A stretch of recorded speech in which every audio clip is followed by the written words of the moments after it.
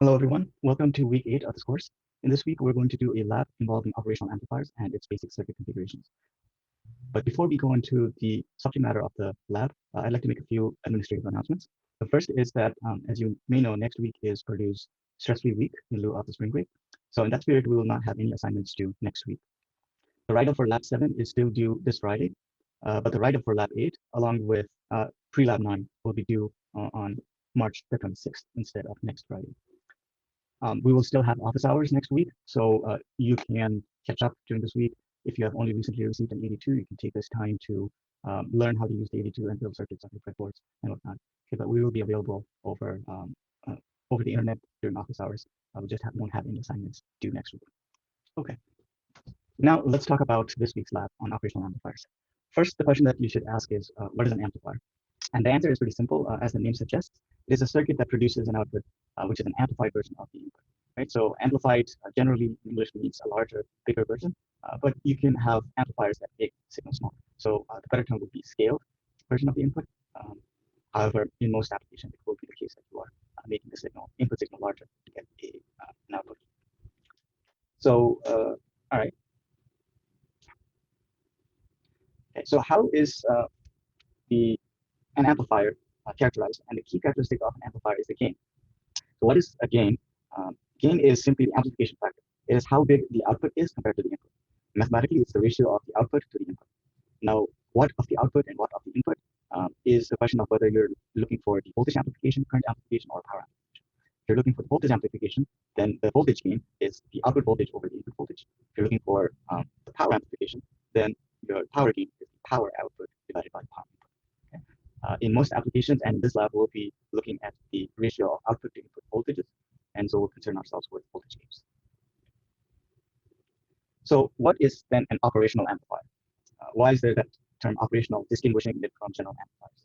And the answer is an operational amplifier is a specific kind of voltage amplifier that has some key properties that distinguish it from general amplifiers. The first is that it has two differential inputs, two input terminals forming one differential input. Second, it has one single-ended output. And third, it has a very high intrinsic gain.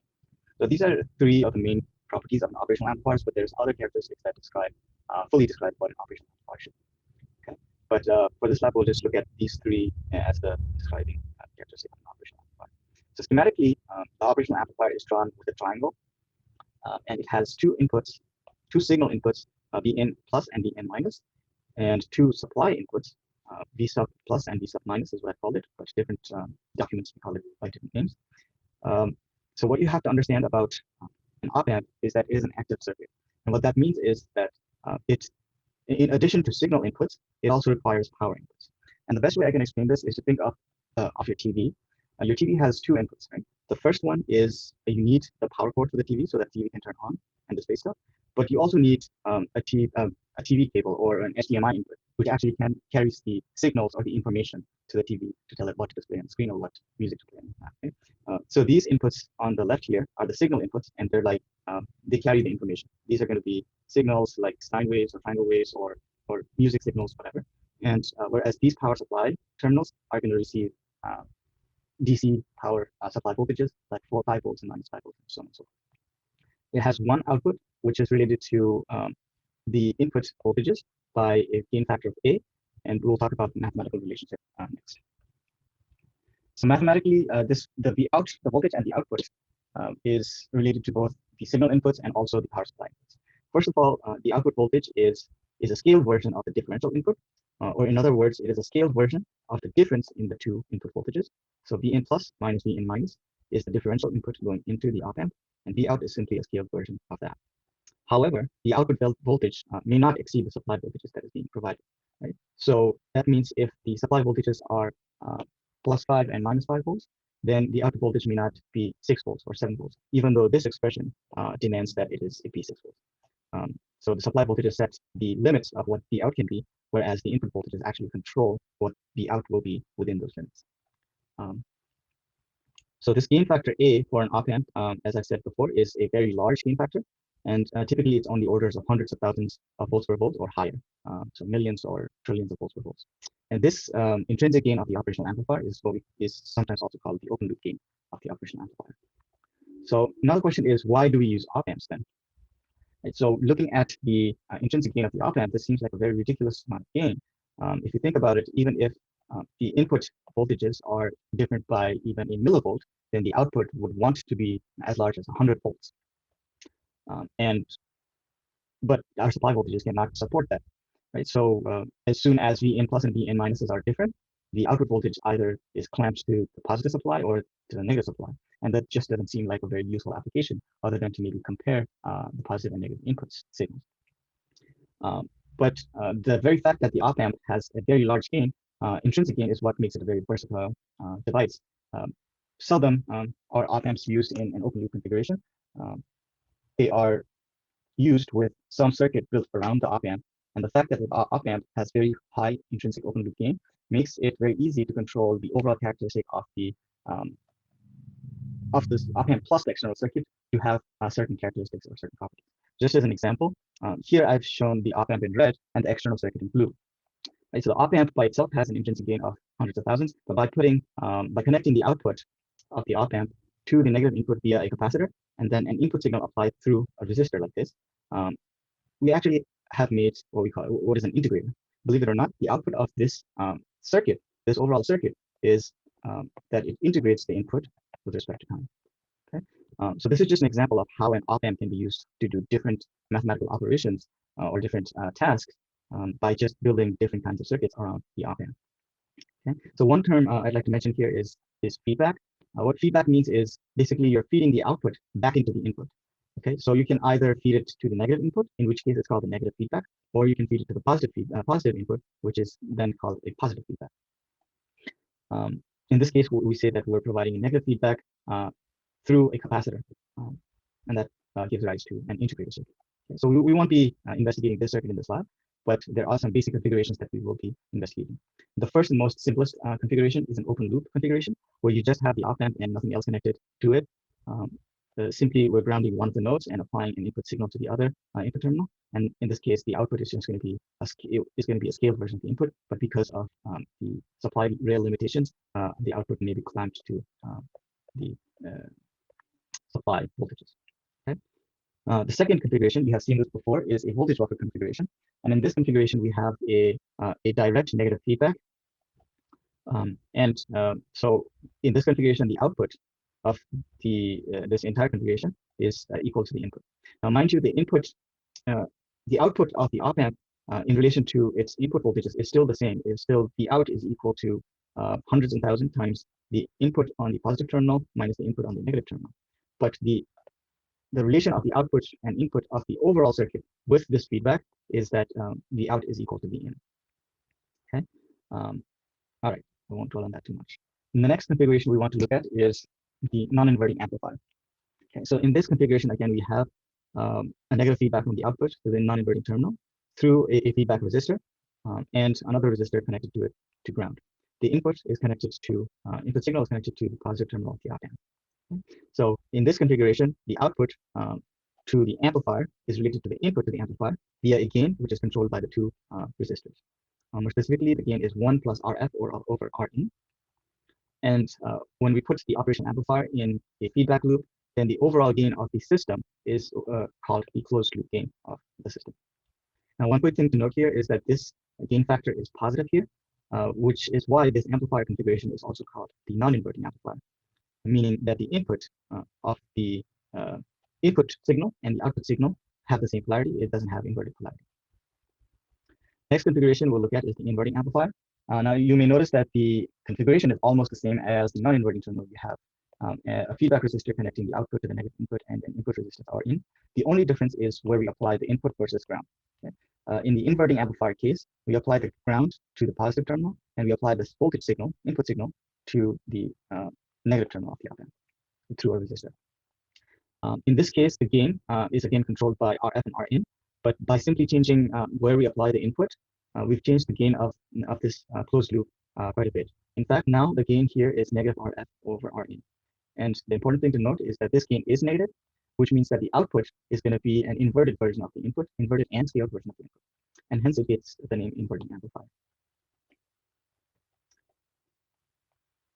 The fifth configuration we should look at is an inverting amplifier configuration with DC bias. Now, this configuration has been analyzed very thoroughly in example 8.4.1, and you will build the circuit, design and build the circuit for task 2 of the lab. So I would highly recommend you go through example 8.4.1 to understand what's going on in the circuit.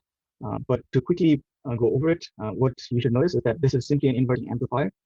You see the typical feedback resistor and input resistor. The difference is that we've applied a voltage divider to the positive input instead of directly connecting it to ground, and then we have some capacitors here. Okay? So this voltage divider actually sets the voltage, a DC voltage, constant DC voltage at the positive terminal. And because of the action of this capacitor and the intrinsic gain of the op amp, what that means is that the output also has some fixed DC component. Okay.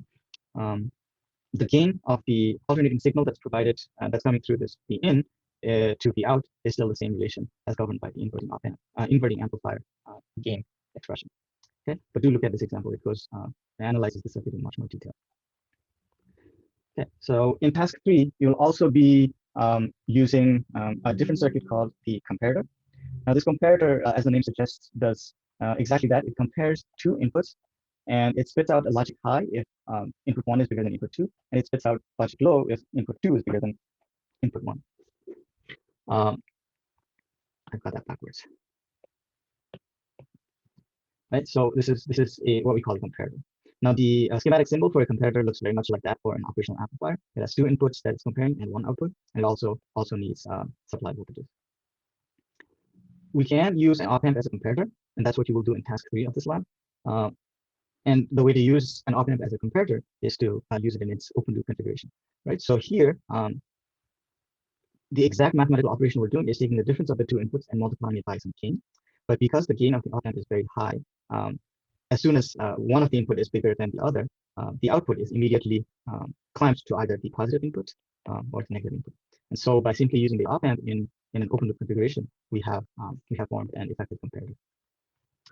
So what is the difference? The only difference is that a comparator is a dedicated circuit that is designed and specialized to do this very task, whereas an op amp is a more versatile component that is designed to be tweaked and used in different applications.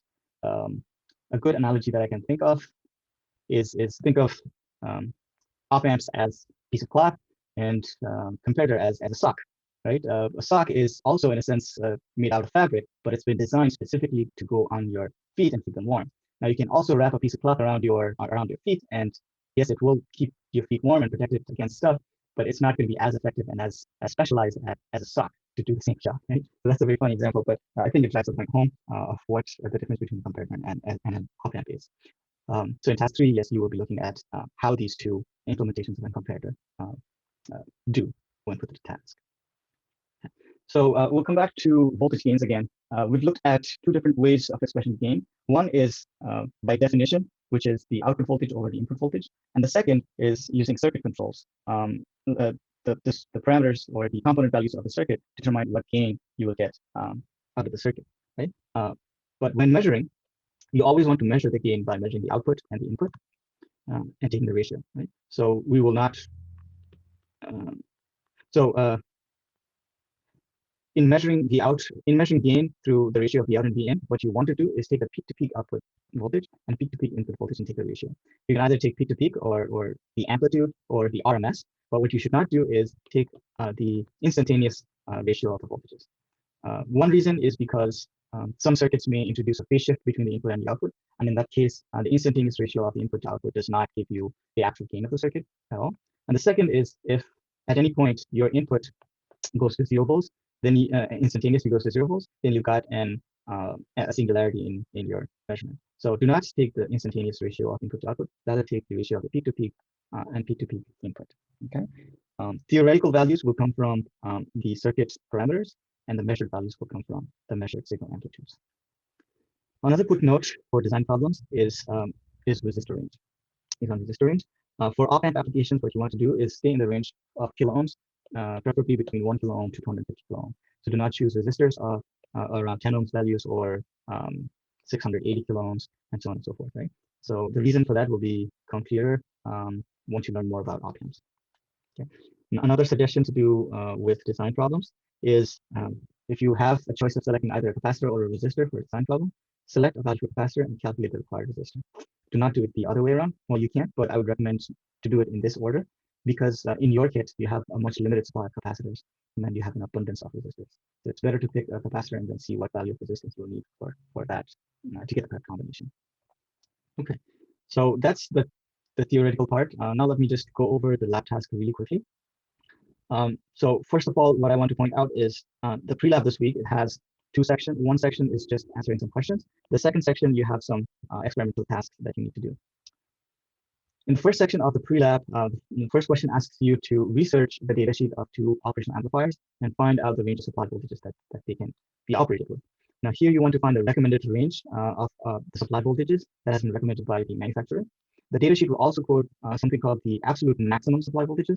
And so this is not what we're looking for. So this is an absolute max, and if you go beyond it, you can destroy the part. So that's the idea with absolute max. But a recommended range is something that the manufacturers recommend so that the performance of the operational amplifier is within their specifications. And so this is the absolute max is a more critical limit, but the recommended range is a more stricter limit on the supply voltages. Okay, so second question in this section is to do with designing the inverting amplifier with a DC bias. And like I said, example E4.1 does a very good job of analyzing the circuit, and it has equations and everything that will help you in answering these questions or doing these design tasks. Okay, so do look at them. Lab tasks of the pre-lab, you will be investigating the first two configurations, the open loop configuration and the buffer configurations. And one thing I will point out here is that the negative supply rail of the op amp is connected to -5 volts. This is not ground. Okay, so sometimes students will see this down arrow and think it is ground. It is not ground. It's connected to -5 volts. First lab task, you are investigating non-inverting amplifiers. You're going to design the circuits, design the component values, and then make measurements. You're going to measure, calculate the measured gain, which is from the input and output voltages, and then you're going to calculate how much it differs from the theoretical value, which comes from the resistor values and the gain expression. Second task, you're constructing this inverting amplifier with the bias network and making measurements on it. Now, keep in mind here that the op-amp negative power rail is connected to ground. They can be used differently. So in task 1, you had it connected to -5 and not ground, whereas in task 2, we're connecting it to ground and not -5. Okay. Another mistake, common mistake, is this region here. It looks as if the two wires are connected, but they're actually not. They're only connected where you see these black dots. Okay, so when you're building the circuit, make sure you don't have any physical connection between R1 and R3 or R1 and R4. Now, in this task, step 2, you'll be asked to apply a reasonable voltage. Now, what is a reasonable voltage is a very reasonable question. And that question will be answered if you think about what the expected gain of the system is and what the supply voltages are. Okay, so if you think about it, the output of the system is limited by the supply voltages, but because you have some expected gain, that limitation is translated to what kind of inputs you can apply to get an output that is not distorted. In step 4, you're asked to calculate the percentage values of AC and DC values. What AC value is referring to here is the peak-to-peak AC value that you measured in the previous task, and the DC value is referring to the average DC component that you measured in the previous step. In step 6, you're asked to assess whether the 10 Hz sinusoidal signal still passes as expected. And by this as expected, we mean that it has a gain of -10 as we designed for this circuit. In task 3, you're going to compare the performance of a comparator and an operational amplifier. So this LM339 is a comparator, and this LM324 is an operational amplifier. So here we've set the threshold voltage or by a potentiometer. Right? It's connected to the two positive terminals of the op amp and comparator, whereas our signal is a triangle wave that's connected to the two negative terminals of the comparator and operational amplifier. Here again, note that the negative terminals of both of these devices are connected to ground and not to -5, which means everywhere on this circuit, there should only be positive voltages. There should never be negative voltages. And that applies to our signal voltage triangle wave. In step 2, you're asked to generate a triangle wave that varies from 0 volts to VCC. And what that means is your triangle wave should look like this, should have a minimum value of 0 volts and maximum of 5 volts. Think about what the offset needs to be in that case and what the amplitude needs to be in that case. Okay. Now, one thing I will point out here is these are two different devices, and as such, they'll have two different pinouts. You need to look up the pinout for each of these devices when you're building these circuits. Okay. The other thing I will say is both these devices come in a quad package, which means there's actually 4 op amps in each package. Okay, and there's 2 sets of inputs and 1 output with each package. And the pin configurations for each of these devices can be different. Okay. So in step 3, you're asked to measure the inputs and outputs and plot them. The task actually asks you to plot all 2 input signals and the 2 output signals on one, but you cannot do that with an 82. So instead, what you will do is provide you with 2 plots. The first plot will contain both the inputs, and the second plot will contain both the outputs. Both the inputs is referring to the DC input here and the triangle wave input to the other input terminal. Note that these 2 are the same inputs as for the comparator. So we're just talking about the DC input and the triangle wave input when we say both inputs. When we say both outputs, we mean the output of the comparator and output of the operational amplifier. Okay, in task 7, it again asks you to provide an XY plot for the input and output. But in this case, you will again provide 2 XY plots. The first, so in this step, we're not concerned with the DC at all. What we want to plot is the triangle wave versus the output from the op amp. And in the second XY plot, the triangle wave versus the output from the comparator. We're not comparing anything to DC for this plot. Okay. So for those of you doing the LT Spice version of the lab, the Prelab task 1 is exactly the same as the 82 version. The second task, you're doing the same thing in LT Spice, but instead of using the LM324N, you will use the LM356N. And on the course website, there is a document that walks you through how to include a model for a third-party device on LT Spice, and this PDF will walk you through everything. Yeah, but otherwise, the task is the same thing. You're investigating open loop circuit and buffer configuration circuit and see how they perform. Task 1 of the lab task is exactly the same as the 82 version. You're not even replacing the LM324, you are using the LM324 in this case. Task 2 again is the same as the 82 version. You are still using the LM324. Okay. Okay, so that will be it for this week. Hope you guys have a good stress-free week next week. If you have any questions about this lab or any of the previous labs, or using 82s or breadboards, then feel free to reach out to me or any of the other UTAs during our office hours, and we'll be happy to help. All right, thank you. Good luck.